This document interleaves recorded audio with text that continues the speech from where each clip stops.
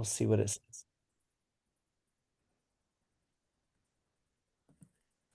Okay, hi everybody. We are case study number 5, and in our group it is me, Jessica, Matthew, and Casper. So our case today is about our client Michael. He is a 25-year-old college student who has recently relocated to a new city, a new university. This move is the first time he has ever lived away from his family. And since starting college, Michael has been very overwhelmed, struggling with emotional distress, poor academic performance, and has had a decline in his overall well being.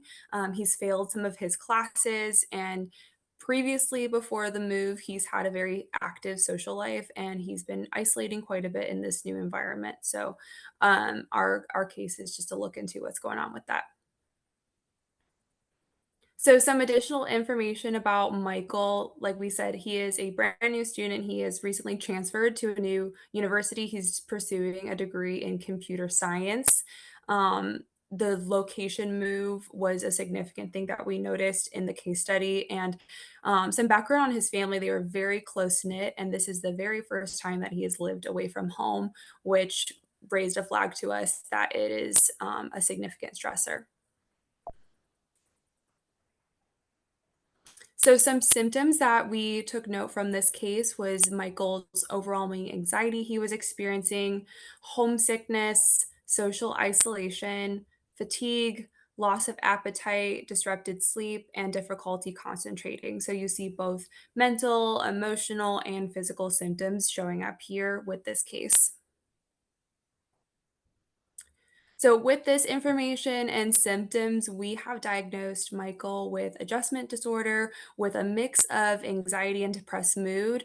We've seen the anxiety with just feeling overwhelmed, the anxiousness, homesickness, and then the behavioral symptoms of difficulty concentrating, appetite loss, overall failing classes kind of contributes to the depressed side of the mood.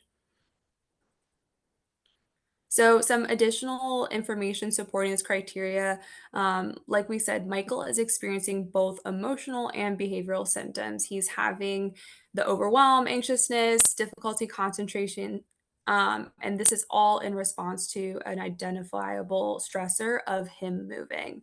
All of these symptoms are of clinical significance. It's extremely impairing his functioning. He's failing academically. Um, Another thing to support this diagnosis was that there wasn't another disorder that fit the criteria. He didn't fit the criteria for PTSD, generalized anxiety, or major depressive disorder. And there was a very clear, identifiable stressor present with him moving to the new city and living away from home for the first time. And then finally, Michael's symptoms showed up within the start of his first semester, which fit the criteria within that 3 months of the onset of the stressor. Alrighty, thank you, Jessica. Um, so as a clinical team assessing where Michael was, we have come up with various different treatment goals and interventions to try to meet him where he's at and address his problem symptoms that he presented in the assessment period of our intake. So as a team, we first wanted to look at what are some of the short-term and long-term goals to kind of get a beginning to end pathway for his treatment.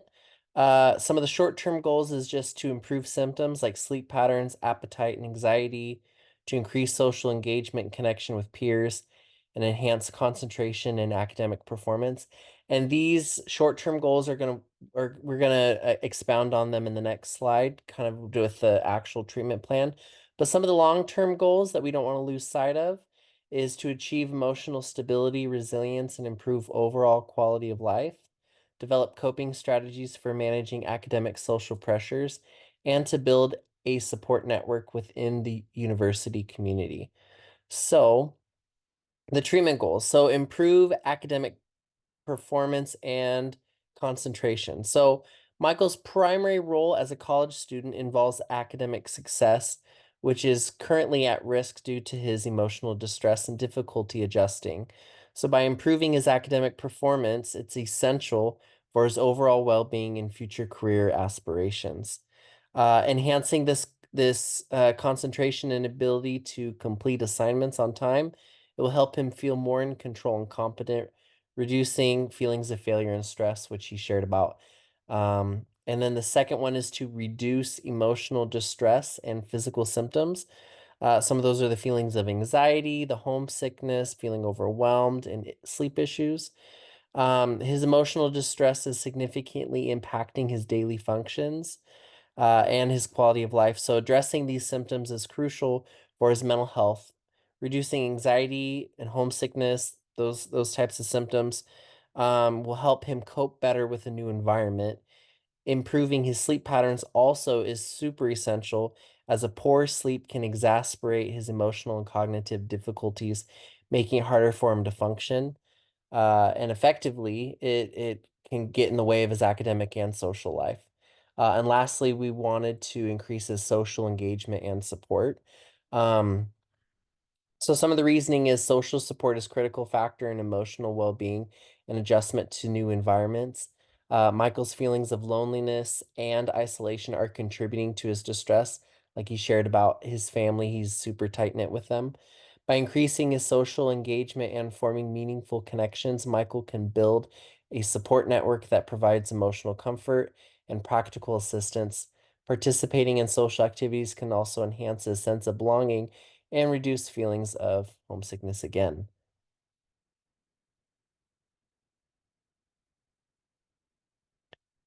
Casper, you muted? Thank you, Matthew. I apologize for that. You're all right. Okay, so the following are the treatment interventions that the team has come up with. And the first one will be psychoeducation on trauma and adjustment. And this is to provide Michael with information about the impact of trauma and the adjustment process, to discuss common reactions to major life changes and stressors and normalize his experiences. Also, to understand the effects of trauma and adjustment difficulties can bring empowerment to Michael, reduce his self-blaming, and increase his motivation to engage in therapeutic strategies. Psychoeducation helps him make sense of his symptoms and see his path forward for recovery. The second one we want to recommend is CBT, or relaxation techniques. And this is the techniques that will be used to help Michael identify and challenge any negative beliefs or cognitive distortions that are related to his move or his academic performance. This includes techniques such as cognitive restructuring to reframe negative thoughts and develop a more balanced and realistic perspectives. Also to challenge and reframe negative thinking or thoughts that can reduce Michael's anxiety or his sense of homesickness, helping him to feel more positive and in control of his current situation. The third one we would like to recommend is to encourage social engagement and support.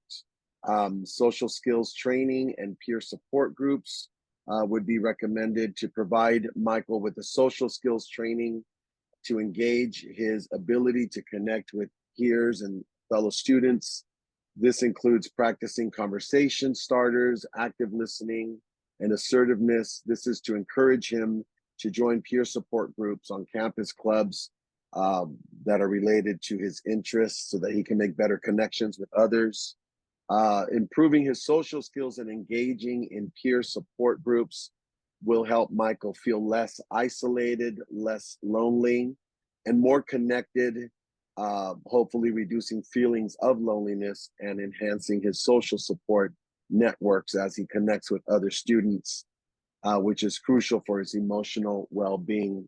And the fourth and final one would be academic support. And this is collaborate with academic advisors to create manageable study plans, resources for tutoring or academic coaching that will come alongside with him and help him catch up on any late work or areas that he may be struggling with. So following here, you'll see the references that we use to come up with this information for your review. And we hope that this presentation has been insightful and helpful to you. And we are open to any questions you may have. We want to thank you for your time today and have a great evening. Thank you.